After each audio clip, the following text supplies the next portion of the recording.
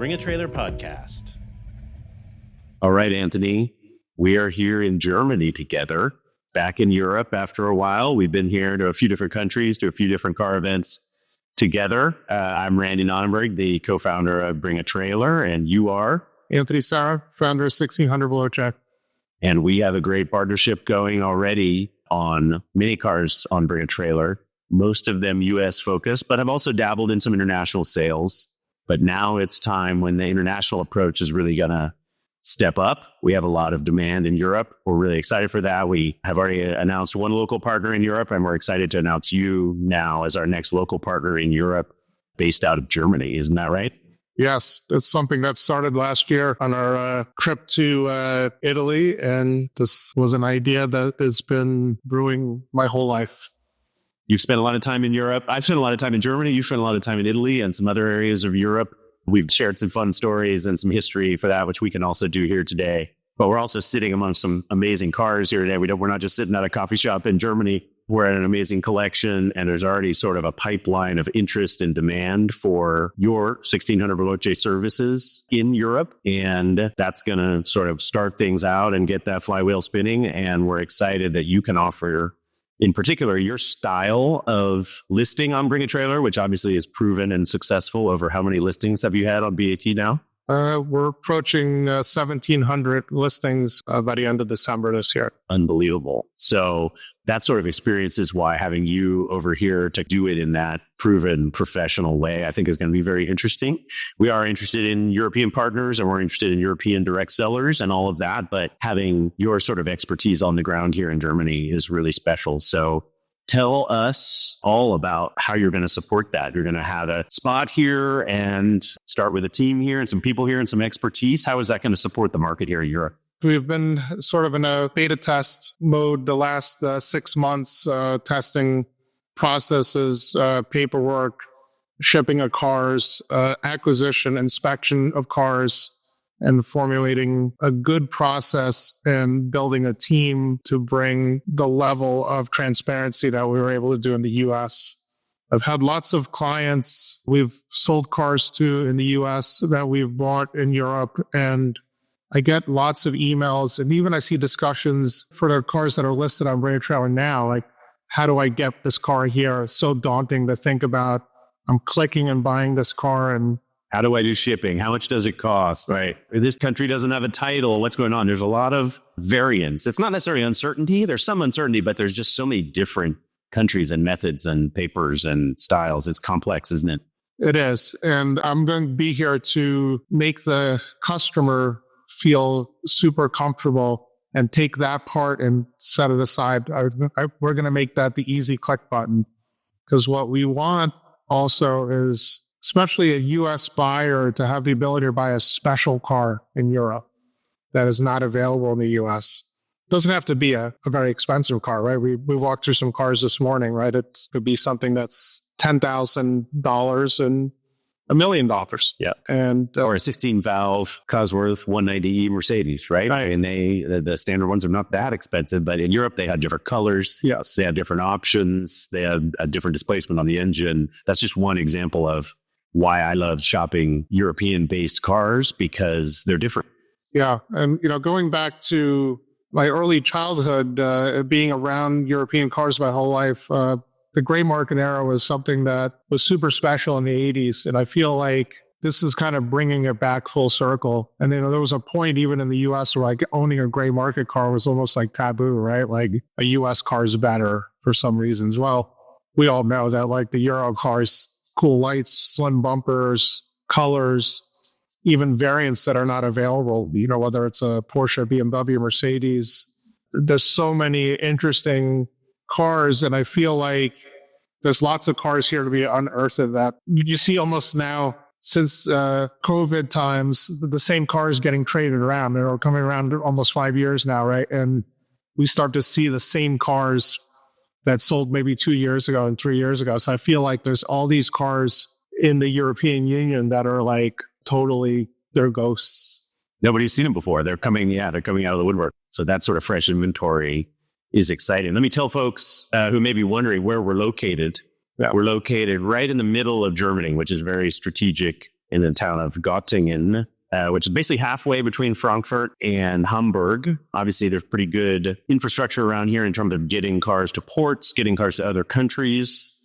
We don't want to overlook the fact that listing cars here, at least half of the cars bringing trailers listed in Europe stay in Europe. So there's also a reason to do this, not for exporting vehicles out of Europe, but actually listing these cars in a new, transparent, credible, and cost-effective way to sell them to buyers within Germany, within Europe. Yeah, so that's our main goal. And everybody would kind of look at, my business model. It's like, well, we're trying to just sell cars in the U.S. No, we want to bring what we've developed in the U.S. into the European markets. Is there's a lot of private sellers that feel like they have only one avenue to take their car, right? Is to either leave it on consignment with a dealer or bring it to, big auction houses, but there's other options that just haven't been available. And with the tools we've developed, we'll be able to help clients get their cars out there. And our experience will give the person selling a car the best shot of getting a proper sale, both sides, buyer and seller, and feel comfortable tying it all together. Now, whether the cars are coming to the US or they're going at all points to Europe. So I'm very excited. My team is very excited. We have about 15 cars we're going to launch shortly that we were working on in late fall. And we have other cars that we'll be offering after. And also, it's not just the vehicles, right? There's memorabilia and history here. Even as U.S. buyers, there's so much signs, memorabilia, engines, other things that are car related. And obviously, Randy, you and I have talked a lot. It's not about just selling cars. That's not what, my goal is every day. I'm community based. And I feel like there's this whole community that I can be also involved in helping. And with Bring a Trailer, we're going to bring this whole new thing that they haven't seen before. Yeah, it's certainly a new approach and a different approach. You and I, when we're in Europe, we love the cars, we love the people, we love the roads, we love the events. But most of the ways the cars transact just feel very different than the way BAT has been able to elevate it in America. I know we have, and you have both had so many inbound inquiries of people saying, hey, I want to sell on BAT, or, oh, I know BAT, when are you coming? Or things like that. So it's very exciting for me personally, but to also do this in conjunction with you and your team to kind of do it together and say, well, there is an answer. Take a look at this, right? And look at these new features on the website that are optimized for international transactions, and look at these new resources and how you can use the website and the app soon in Europe and get to do, what we're doing in the US that has changed the culture and the marketplace in the US so significantly, and partly because of your team and others like you, and then in combination with the BAT app. So getting to do that here is going to be pretty spectacular. And then tell me a little bit, I told people where we are in Germany, kind of right in the middle, but you tell me how you kind of could have gone maybe anywhere. You kind of zeroed in on Italy because of your time and heritage there, but also Germany. But tell me how you kind of landed here. Well, I felt Germany was a great place to start for this partnership program. I feel like the proximity to ports and proximity to Austria, and we have a partner now in the Netherlands, right, that's already well established. And I feel like being part of it, we can tie in and really make that customer experience the best possible situation. There's great cars in Germany. Yeah, I was waiting for you to say that. I was right in, if you put a pin in the map where we are right now and draw like a 4-hour circle around us, it's unbelievable. I got here in 3.5 hours on a train from Munich yesterday, which is in the deep southern part of Germany in Bavaria. And then, you can get to all sorts of reaches, and industrial nature and the industrial success, I'd call it, over the years, commercial success of this region of Germany. There are a lot of people that like cars, that have big businesses, that own cool cars. There's a lot of car restoration type operations. There's a lot of infrastructure. So I think the cars are here. Yes. So it's a smart spot.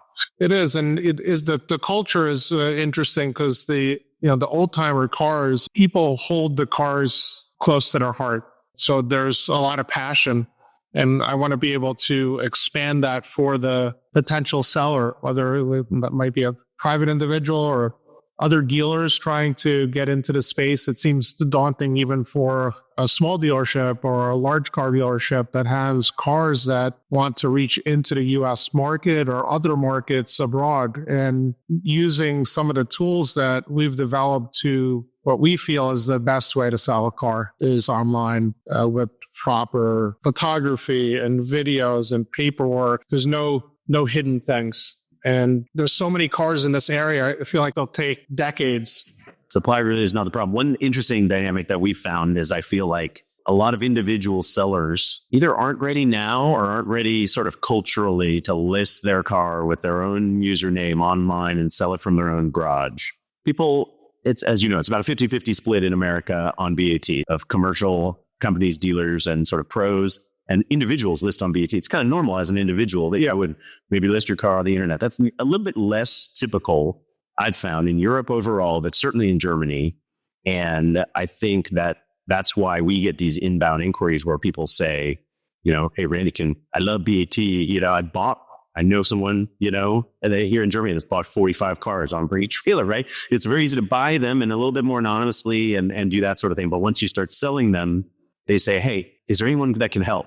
Like, Randy, when are you setting up an office in Stuttgart to help me sell all my cars? And I'm like, well, we're working on that, but this partner approach is going to effectively supply that service. So say a little bit how it would work for somebody who's an individual who has a collection of 8 beautiful cars and is interested in listing 1 or 2 on BAT. Like if they're going to reach out to you, they're going to reach out to BAT. How is this going to work? Well, we'll have a landing page on the BAT site as a European partner, and you can submit a car and we will be in contact. And we have our team here that can handle everything from small repairs to detailing, any pre-sale questions for the car and storage, which is important. And we'll handle the whole process. Or just individual pieces. There might be, like you said, a guy that has bought cars and then I want to sell a car, but how am I going to photo my car? How am I going to get it? How do we format the pictures properly for the site when they fit correctly? And am I taking enough pictures? And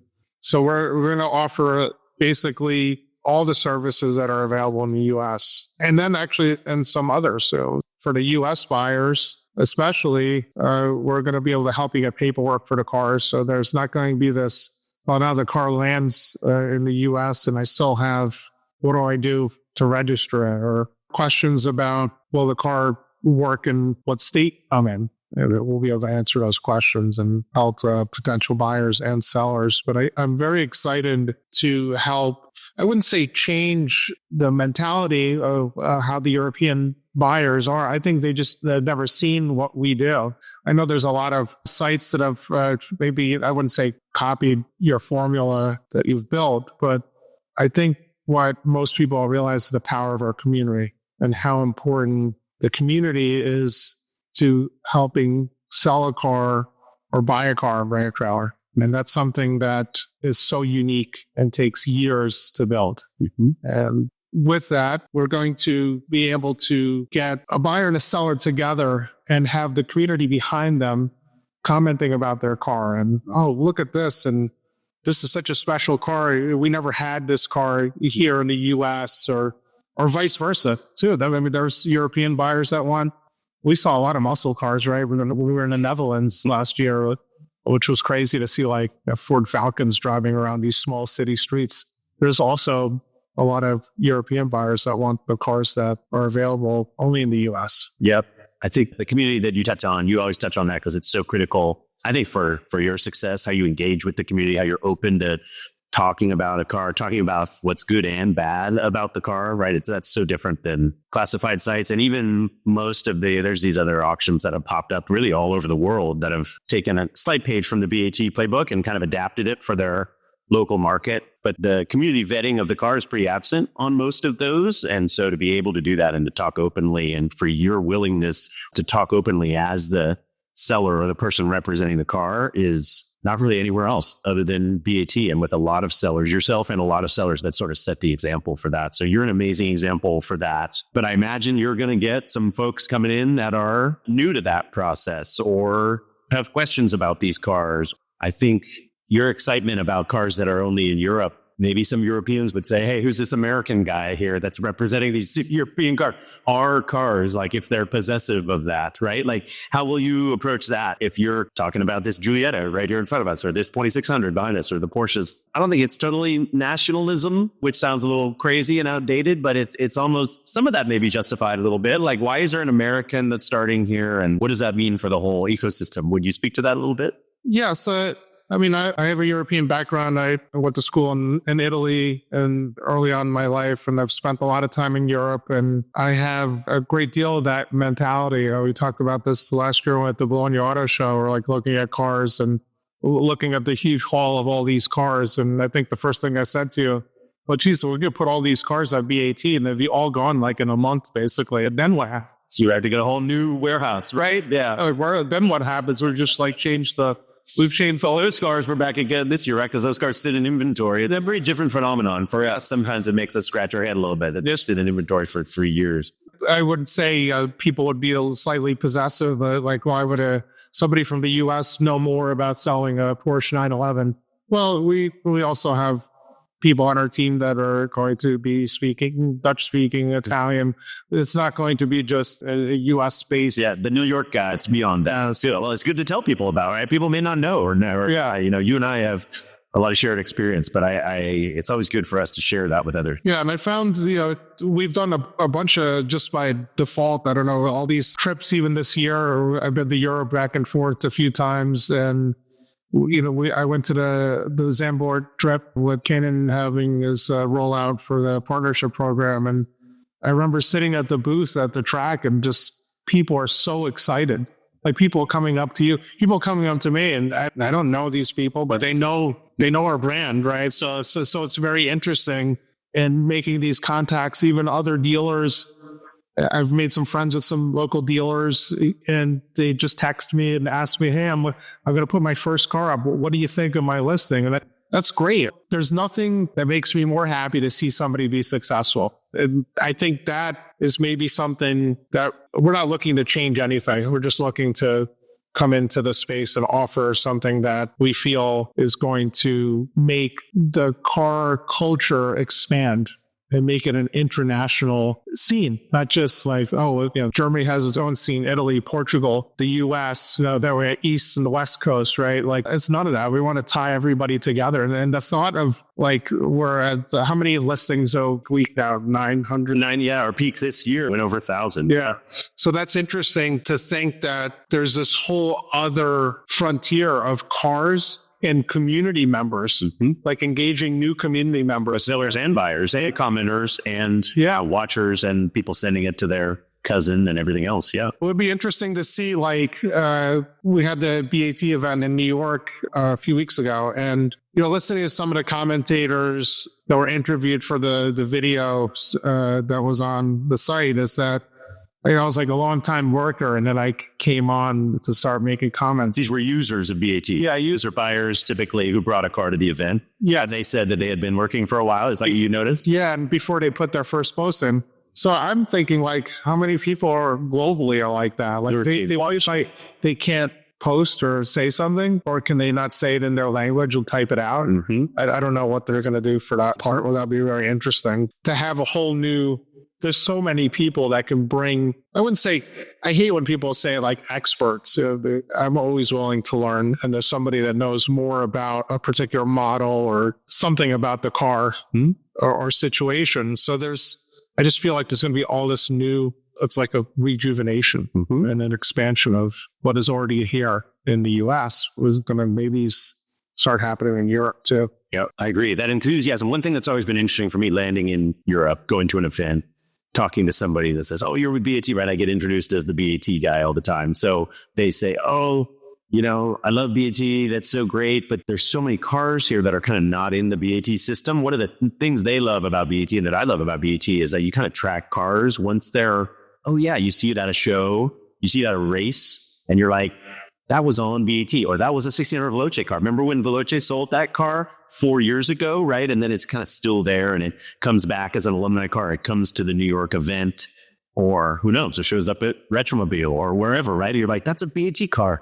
And getting some of the European inventory that's out there into that sort of system so that it's sort of known item, I think will be really neat for folks to get to do that. And then I can share that we're excited to host events here in 2025, hosting some in-person events. We did one in 2024 at the Sanford F1 circuit, but we're going to pick a couple for 2025. So anybody who's out there who has ideas about events, I hope they reach out to you and to me and want to do some in-person things in Europe, because that's what it's really all about for me, right? Is when you get to see the cars and touch them and see them driving and see smiles on people's faces. So it's more about just that experience than it even is about the transactional part. Yeah, I'm very excited. I've been following, a lot of the European listings. We have a category that people can subscribe to, right? You get alerts and see when a vehicle is listed in Europe. Yeah. So I'm interested now. I get the daily email. It's like, oh, look at that. There's a piece of memorabilia. So it's already sort of catching on a bit. Like it's nice to see maybe 1, 2, 3 a day, and then maybe be 20. Yeah. And it's so much new stuff to look at. Yeah. You're going to be part of that, man. I'm tasking you with part of filling up that category. I subscribe to that category and those updates and love seeing things that are listed in Europe for the same reasons you mentioned. Because when it comes in, you're like, ooh, who's the seller and what country is it in? And oh, that's a little different than what we have. Yeah, and it's interesting. There was last week, there was a beautiful 190 16 valve. I think it was in France, and it sold. I thought it was a very attractive number. I had sent the guy a side note, like, hey, really cool car. Congrats that you're putting it up here. And, so we had like a little bit of a dialogue. It turns out he's also in the car business. He's doing, looks like he's, has a few cars lined up to put on Bring It Trial, which is exciting. Yeah. Be able to see like we were talking about this cool 190E with a cloth interior or something we never got in the US, right? We just got the cookie cutter 2 colors and that was it. So it's very exciting to see the possibilities of this expansion and where it'll take the whole community and Bring It Trial especially. Mm-hmm. We did another podcast together where you gave your whole background story. We talked for, I think, over an hour on you and me and 1600 Veloce and the car business pre-VAT and all this crazy stuff. But there's probably some people that are going to listen to this or see this that haven't heard a little bit of your story, but particularly the name, some of the cars that are behind you. I think it's probably worth mentioning. You mentioned your time in Italy. You said you studied there, but you were there as a young kid. Almost every summer. I spent lots of time in Italy and we're about in Italy on the Adriatic coast in the Abruzzo region, which is a beautiful area. We're going to get there someday. Yeah, yes, some cool drives, but. Yeah, I mean, some of these Alphas here, these are part of my DNA, but also the German cars are too. I'm a big Porsche and BMW guy. I appreciate all these rare model cars that were never available in the U.S. So this is, it's almost like a full circle. I'm reliving a lot of things from my youth. Like I'm talking 10 to 15 years old, being in Europe and being driven around all these cool cars and getting to experience that and see these cars now have a new life, right? It seems like there was pre-BAT, we'd always look at what's the coolest car we could get for like 20 grand, right? Like a 964, a 911, late G-body 911. And for a while, like the cars were like unloved. And it's not just about the value. And I think, yes, the cars were just like basically comically undervalued. You could buy like a 911 for 20 grand. Mm-hmm. For a long time. That was when BAT started. That's when they were. So, and so, yes, the prices have climbed and unfortunately, some of the entry level costs on the cars maybe keep some people out, but there's also cars here that you can buy for 10 grand. You're excited about some of those, aren't you? That are really cool. I love that about you. You've got some amazing stuff in your collection, but I've seen you perk up when you see a Peugeot 205 or you see a GTI or you see what else?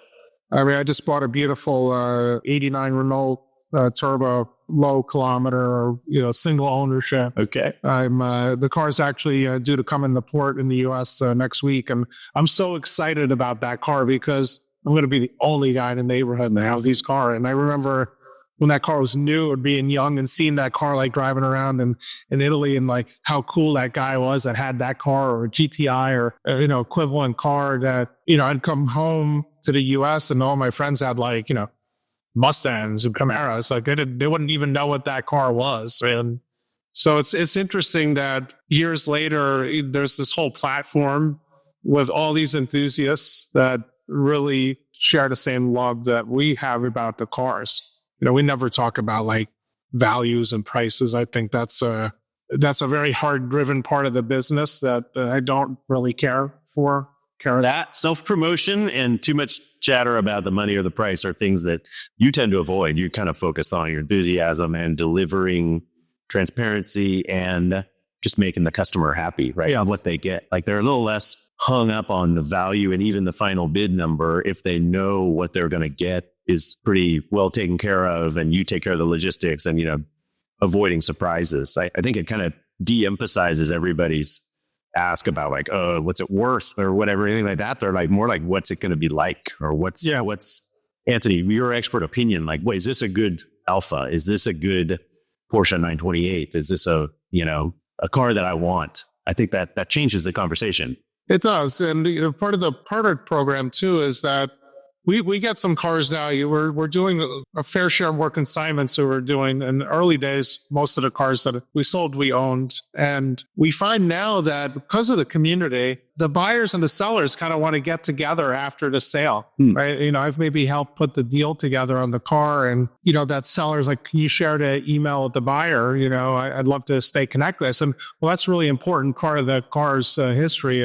We have a big records room in our building. So we're heavy into like the history of the car and keeping it in an electronic drive that the person can add more service records. And it brings the history of the car to the next buyer and the buyer after that. I think that's really important because a lot of these cars, like even now, I look at these 911s and they still look new to me, but they're old. They're 40 years old, 50 years old. So you become a caretaker of the car. And I don't think so much, like you said, people are really hung up on like, oh, this is my car. It's worth this much. I feel like a car has like really cool history or documentation has a value that you can't put a dollar amount to. Yeah. And then if you could connect like prior owners and they're friendly and they know each other and maybe I connected two very prominent BAT members earlier this year on a big car deal. And they kind of took off and became like fast friends, right? I'm happy to see that. Yeah. They never would have met each other without me. Yeah. And it was over cars. And I think that's what makes BAT unique. And coming into Europe with a sense of European culture, right? I mean, we were just at a Christmas fair here the other night. And, it's like a Wednesday night and everybody's out drinking hot wine and in the town square and everybody's together and just as a community. Why not refer to cars, right? Yeah.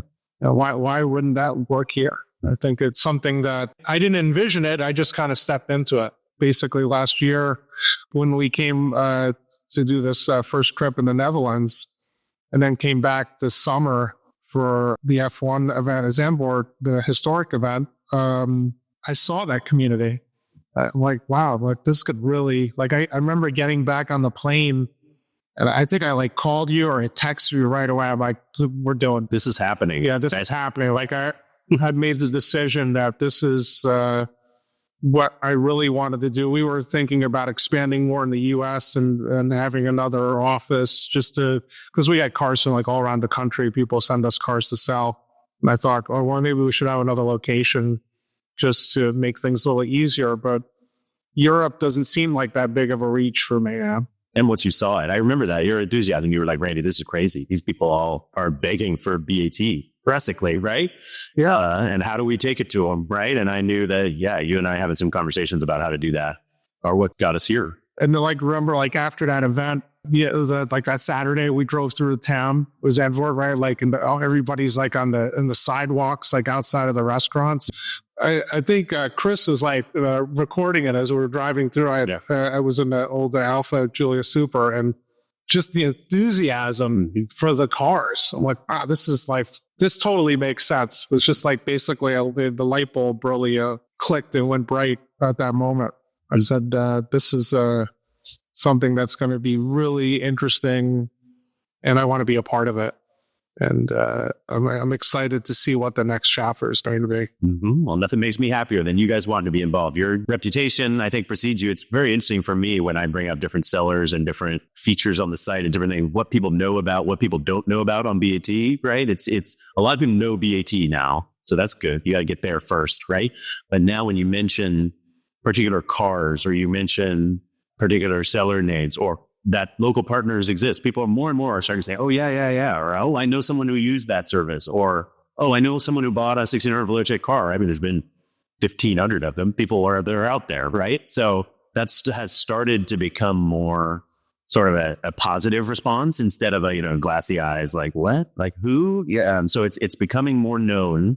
And I think that's super positive. And even over here, like when I mentioned 1600 Veloce, I'm not with you. I don't travel with you all the time. I get to travel with you a few times here, but in my travels, even earlier this week and elsewhere, I'm like, oh yeah, I'm, meeting up with Anthony. We're talking about sales in Europe. People are like, oh, they're coming. Like, this is super exciting. So that sort of momentum shift is kind of moving in the right direction, I think. And I think that means the next few months are going to be exciting. These first, you say 15, tell me about your vision for those 15 and how you think that interaction ought to go or how that came about and then where you hope to go from there.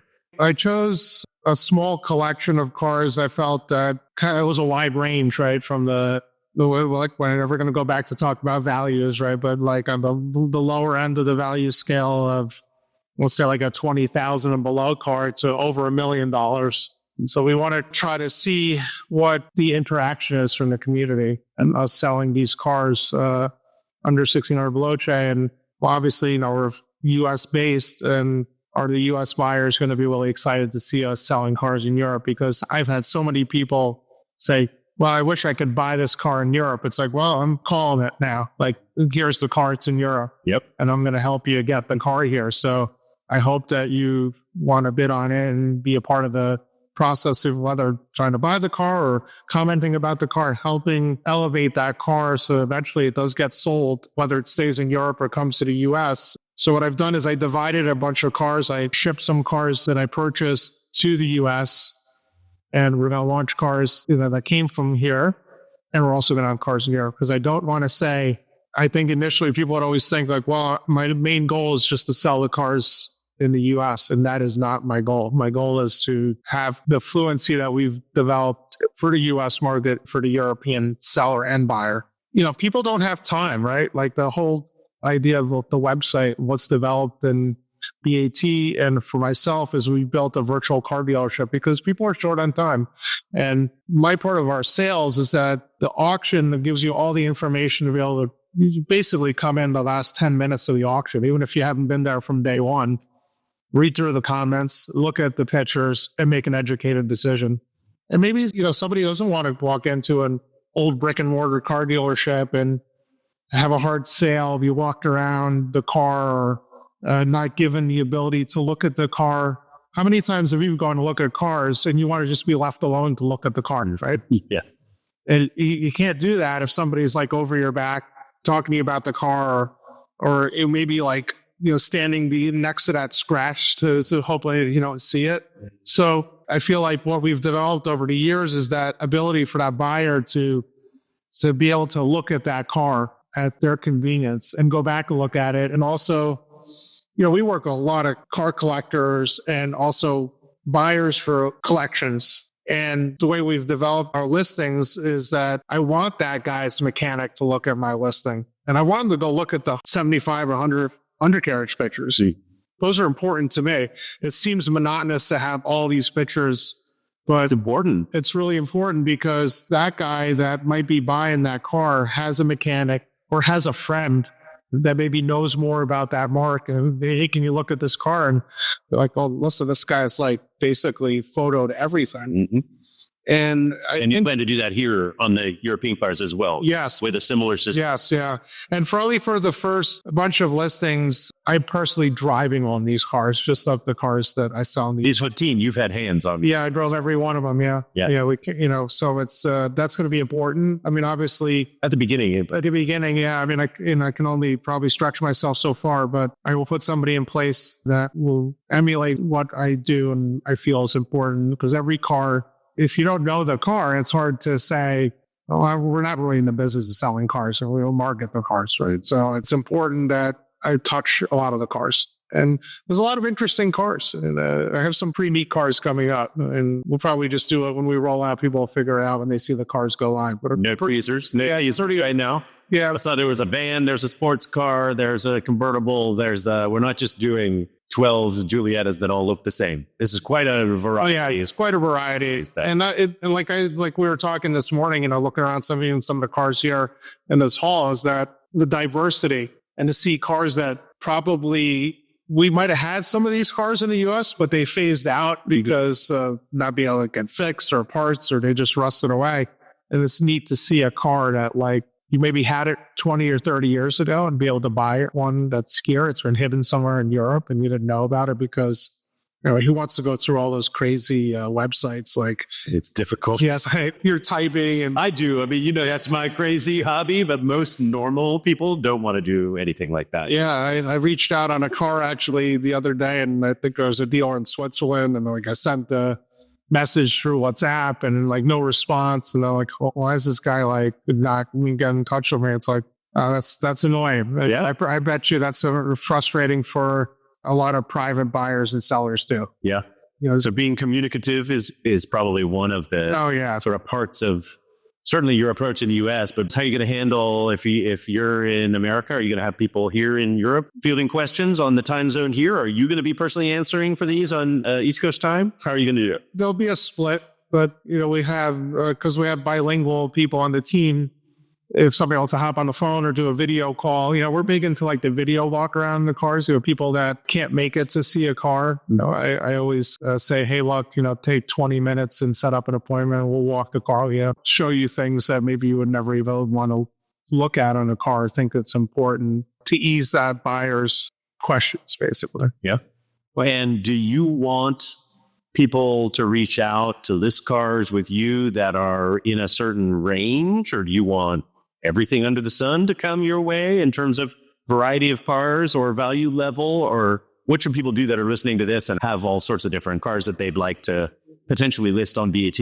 How would you vet for that? We welcome pretty much any car, even memorabilia, things that might be special. Maybe some magazine collections that are sitting in some person's garage, or we're talking about like toy cars and model cars and all these things. Like, there's so much stuff. You love that stuff, man. I always see that stuff turn in your head. I know that stuff's exciting. But just for that question, the clarity on that question, somebody's got a 80s car that isn't like a super high-end car. Do you want them to reach out to you and at least consider getting it on the BAT? Or is this more for the 100K cars you're looking to fix? No, we want those cars. We want the lower valued cars, because we feel those are the cars seem to sit a lot on the websites around here, like those kind of mid-price, lower value cars and the super expensive cars, right? Because maybe the asking price are like way out of whack, or just somebody put that car out on even a dealer put the car on their website and they don't realize it's been sitting there for like a year with some crazy asking price with not many pictures. Forget about if the pictures are good.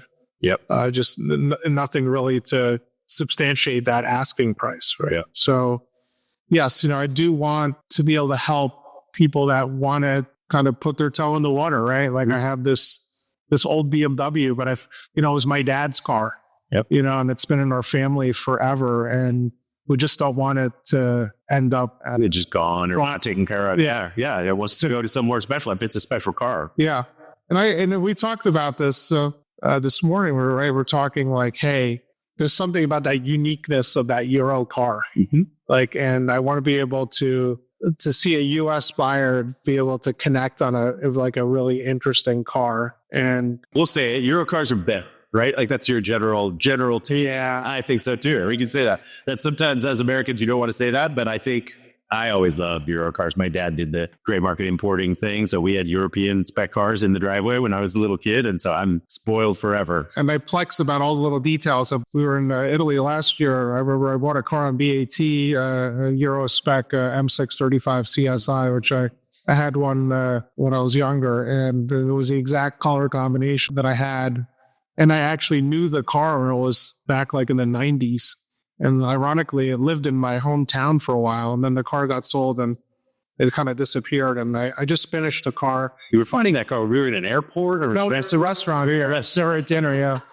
So it was interesting, like, because the car had some like incorrect wheels. And, those cars had the TRX, wheels, which, most of them got binned and, they had a recall on them. So I got the car and I like plexed about putting the correct wheels with, more modern tires. So I spent it took, I think, almost 8 months to get the wheels built, custom lips that had the same profile as the original wheels. I just finished a car actually last weekend. I was driving it around and I said, this couldn't be more of a special car. And yeah, the Euro cars are really cool. And it's nice to see, actually on the other side of this building, there's a couple of Euro M635s here, which you just never see. Yeah. Right. And I'm so excited to be able to be involved in these cars and touch them so much that if I can help a private seller get their car up on the site, and even if it's just simple photography, we don't need to be involved in the whole process of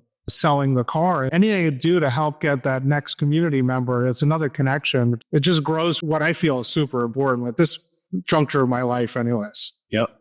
So someone who's here in Germany, a lot of people speak English, but there's maybe collectors that don't feel comfortable talking about cars in English or something like that. You don't speak German, but you have a team member. Can they reach out? Can they go straight into a German conversation to talk about submitting their car? How would that work? Yeah, if we get an inquiry of any parts of Germany or other parts of Europe, we'll start an email. And if somebody wants to just speak German, we'll put them in contact with somebody in our team and help them. This is via email, or are you guys picking up the phone, or up the WhatsApp? I know there's tools here that people focus on that Americans, my European friends are always shocked that not everyone in America uses WhatsApp all the time like they do here. Everybody uses WhatsApp here, which is great. And you and I communicate that way, especially when we're here. But so multiple ways of doing that. Yeah, it's like phone. Like if somebody wants to call, I think that's one of the main sort of questions I get, or potential pressure points where they're like, hey, I just want to pick up the phone and talk to a human being in Germany. Yeah, or in the U.S., but preferably on the same time zone here locally that has my car or will accept my car.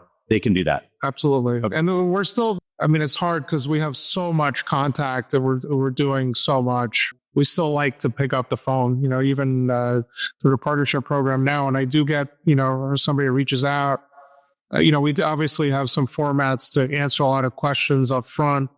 But I always like to be able to pick up the phone, or somebody on my team to pick up the phone and discuss the car. And I always find it interesting. I'll call somebody wow, you're really calling me? You didn't have to do that. I'm like, well, I want to know about your car. Whether I want to sell the car for you or help you about it. It's great that you reached out. Tell me about the car. Maybe we're not going to do something today, but we might do something down the line, or you have a friend that needs something, and we're basically all referrals. So we get so many referrals. It's interesting, I'll get somebody reach out I have a friend. I didn't know anything about BAT, and he just reached out by email, and I just send in links to different cars, and that person's like, wow, I didn't even realize this site existed. And then they're signed up and they're part of the community. Now they're in there. Yeah, that's great. So I think, especially like you're saying, for people in Europe that, want to be able to talk to somebody in their native language, to feel more comfortable about the processes, we'll have all that in place. Okay. And we're excited to help everybody. Fantastic. Any closing thoughts here? Anything I'm thinking of forgetting? I'm trying to touch on, in particular, people that are listening to this in Europe that are like, okay, how do I do this? Right? So you talked about phone support. You talked about language support. You talked about types of cars, top to bottom, different values, different makes, models, different locations. Do people have to get the car here for you to see it? Will you pick up the phone and talk to them via some photographs? How are the logistical components going to work? Yeah, we'll start with some photos. That's the first thing we ask, even in the U.S. as part of the partnership program. We want to look at some pictures of the car. I always ask, where are you located? Give me some history about the car. We were talking about this last night at dinner. Nobody's throwing cars up on BAT. Yeah. But that's not. People think it's easy to put it on the website. Yeah. There's a lot of back and forth before that. Right? Yeah. A lot of people don't realize that, actually, sometimes. We want to know, are there adjustments that need to be made to the car? Does it have an online fingerprint already? I had somebody reach out last week that had a failed sale, and, whether I'm going to redo that car for that person, I just gave them some free advice, and, why maybe the car fell short. There were some things that probably were right up front that should have been taken care of. And it's not because the person that was selling the car necessarily did a bad job. It's just every car has a different, it's not just take the pictures of the car and put it up on the site. Every model almost has a specific photo set for us. Because we have so much experience selling cars on Bring a Trailer, there's certain things that people are going to be looking for especially if you're selling a car in Europe and we have a U.S. buyer is going to, it's engine number, underhood number, right? And data tag, is it the right font? Yes. Right? Like all those sorts of different things are super critical. And like we were talking earlier about the culture of the cars, right? It's like, that's not a defensive mechanism. This is not a demand. It's just part of like what are the modern day. It's like a requirement now. It used to be in a quiet conversation or hidden, and now it's like part of the presentation. Absolutely. Like, to list, a semi-modern Porsche and not have a DME report, right? Or not have a detailed pay meter reading map on a car. These are just basic things that help that person that's buying a car from far away feel good. Yep. And that's what you want, is a buyer to feel happy and know what they're bidding on. Yeah. And cars could have issues and they may not be perfect. Nothing's perfect. Even the best restored car or the best original car. I mean, you can pick anything apart, I always say, but you have to sometimes take, 3 steps back and look at what you have based on the mileage, whether it's in kilometers or miles. What is this car like, and what kind of life did it lead? And it's important. The biggest hurdle for us is going to be like, the documentation and trying to convert that European documentation so somebody can read what's on there. Mm-hmm.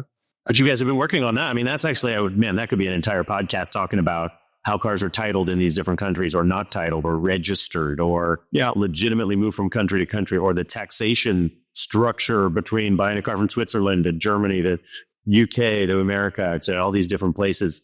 It's complex, but you guys have already invested in expertise there, knowledge on the ground here, and help on the New York side if they're going back and forth. So I'm very encouraged by what you've already done, but I'm sure there will be more learnings as you move forward and ability to help people. Sure. Yeah. And it's important because, even within Europe too, like, having proper documentation on your transfer of cars, like it's never a bad idea. That's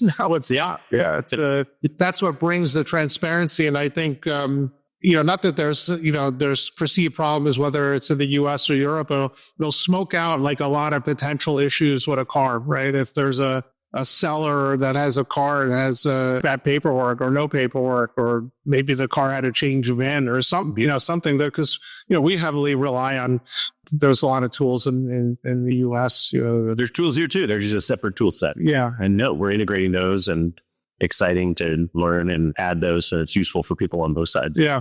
So there's some stuff obviously, like, when you're here in Europe, if there's a US listing, you can't really look at a Carfax, or you can't click on it. So I was thinking about that the other day, like we were going to go back to the old school BAT when we were like scanning that in and those in the photo gallery. Right now it's become just like, it's there. It's digital. It's expected. It's expected to click on. So you can't see that. And there's tools here, vice versa, that maybe the US buyer would want to see. He also heard about it, but doesn't know the name or the website to go to. We know that, and we can add that on the site. Yeah. And we have updates to the site, even that I haven't even briefed you on yet, Anthony, that are coming, that will help that be more transparent and help, because we want that same ethos to carry through, right? That's what makes for the happy buyers, in my opinion. Yeah, absolutely. Moving on forward, we're very excited about it. It's kind of been I guess it was my lifelong dream. I didn't realize it. Yeah. It was just sitting there kind of right in front of me, but I just didn't realize it. Yeah. And my team's super excited. I've had this week, I have a short amount of people here on the team helping do this video we're doing right now. But last month, I brought a couple of my guys from my media team, and the one is a fairly new hire, just out of college and never traveled alone. It was like all these experiences, like a dropping down, like, okay, we're doing all this stuff and we're doing it. It was so great to see that all the training and all the work that I've done developing this process, that I was able to do it here remotely. Mm-hmm. While the cars are being photographed, we basically were able to like load these cars in real time on the other side. Yeah. In the US. So it's going to be really interesting to see where it all goes. I'm excited to see what cars are being submitted and where it takes us. And some of the events we'll do next year I want to meet more people and shake hands and talk more about the cars. Fantastic. Well, 2025 is going to be great. We're going to get to do a lot together. We're going to be over here in Europe a fair amount, you and I. I'm sure together the events that we mentioned.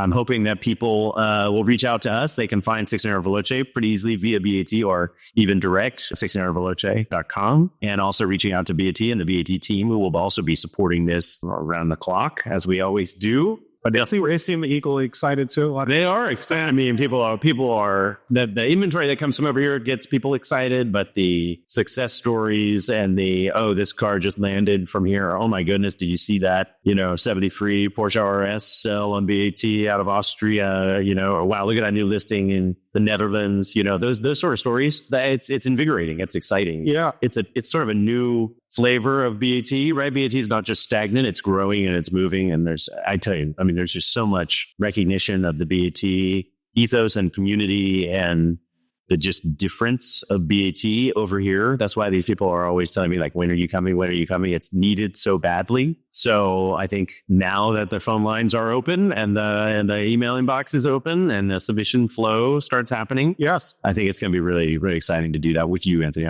I feel very privileged to get to do it with you, but to also do BAT in Europe. So we'll see where it goes. Yeah. So far it's been a great, I think it's a great success story.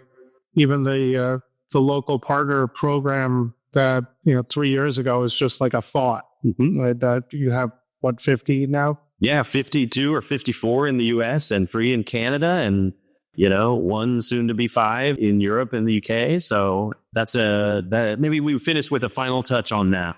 I mean, your plan isn't to come over here and be the only partner in Europe. Your plan is to be over here, and you talk in a very interesting way to me, very different than other sellers and even dealers that I hear of like working together with the other ones that are in other countries. How do you hope that goes, I guess, is a question. That's it's an interesting point you bring up, Randy, because I'm a super competitive guy. Don't get me wrong. I'm a race car driver. I'm competitive, but I like to see other people be successful.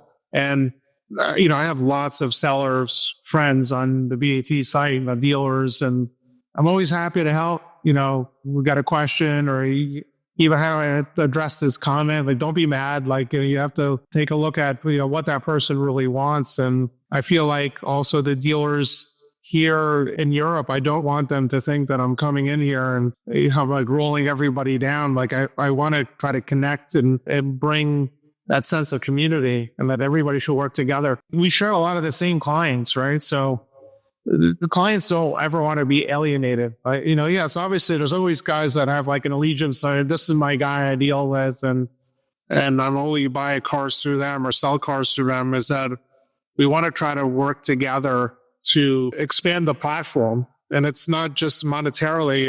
It's more, I feel like I'm part of this culture where we're trying to save these cars, save them for our children, right? We don't want these cars to die out. And people say like, oh, what happens after everything goes electric? Well, we see there's a little bit of pushback with that now, right? Is that we can basically make sure that especially some of these cars from even the 50s and the 60s that are kind of dying off a little bit, is there's this new rejuvenation and they're part of the history. And there's so much in Europe, the history of the cars, it's just so deep compared to the US, right? Particularly in Germany, right? I mean, Germany has so much of it. The sense of pride here and the cars. And, we were just looking at a bunch of Mercedes this morning, and it's like, these cars are important and they should be saved. And the only way to save them is that everybody has to do their part as a community. And yes, we're dealers in the business of selling cars. And I want, dealers to feel like they can reach out also, and we can help them put some cars up, and maybe you never know what that could lead to.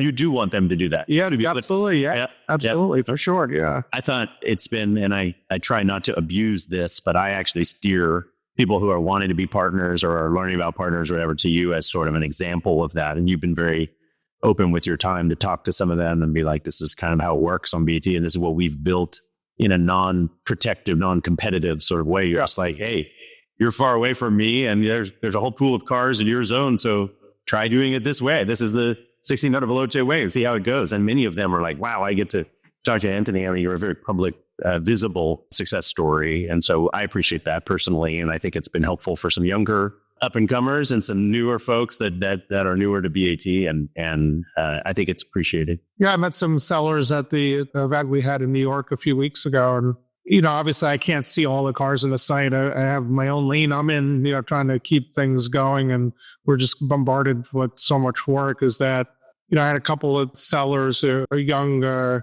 dealer that, I went and looked at, has sold quite a few cars on the site. They asked me, what should I do? I'm like, well, stay in your lane. Whatever you're doing is working, right? Like, just speak it to your clients. So try to show everything with the cars and do your best, right? So I think what really is appealing here is that there's so many dealers that I don't know, and I want to meet a lot of these guys too, because they have cars, and I'm just so interested in the cars themselves too. If we can get some of them out there and get them out on BAT and help BAT grow into further markets, I feel like it'll keep our hobby alive too. Well, I think that's a great point to end on. I think it's fun talking about this stuff. I think you and I could talk for a long time about all these markets, all these cars, all the opportunity. It's really fun to be in Germany with you. We're going to have a German meal tonight and celebrate kind of starting to get this thing to come to fruition. People should definitely watch for 1600 Veloce vehicles on the site, and these European located. They're still going to be, we should clarify that, they're still going to be called 1600 Veloce, same username, same way of subscribing. You'll probably see a little bit different backgrounds or that sort of thing in the listing. And obviously the driving videos, your signature components will still happen. They'll just kind of be different looking license plates on the cars in front of you when you're chasing around over here, right? Yeah, it was when I did my first one, I went to go back to the computer, looking like, wow, this is so crazy. Like, look at these cars that are passing me, buses, right? Yeah, even the buses. Like, I had put one up on YouTube by mistake, and a follower texted me, he's like, what are you doing? Where are you? Yeah, it's right. Oh, no, I got to pull that one down. Yeah, that's right. It's like 2 years out. Yeah, the secret's out. So people will be able to find it there, and they should definitely subscribe to that. And that category you talked about earlier, which is listings located in Europe, that's a category and is searchable and is subscribable on BAT. People should also know, that soon we're going to a multi-currency model. So when you're listing vehicles here, they can be in euros for European buyers as well. They don't have to be dealing in US dollars, which has always been a little bit clunky and unusual. So that's going to get better and better. And we'll have more product releases, and we're investing in this as well, because you're investing. You're doing things with facility and inventory and team here, and we're doing that as well. So when we're marching sort of in side-by-side partnership, it seems to go well. So we're going to do that here as well. And it'll be great, for especially people that are new to the site, new signups that, use the app and look at the app and play with it, and maybe, do some test bidding on cars and be involved in the comments in the cars, because obviously there's so much could be involved. You don't have to be able to just buy a car on the site. You could just be part of the daily chatter. Yep. Yeah. Or people had that model or know that car, or know, their parents had that car, or it's something they know about. Yeah, local expertise is always a plus. So thanks everybody for listening. This has been super fun. I've enjoyed talking to you, Anthony. Yeah, it's great. It's a ton of fun. We'll do this again and again. And if people have questions, hopefully they'll fire them to you or to me, and we'll go have some more fun in Germany. All right, great.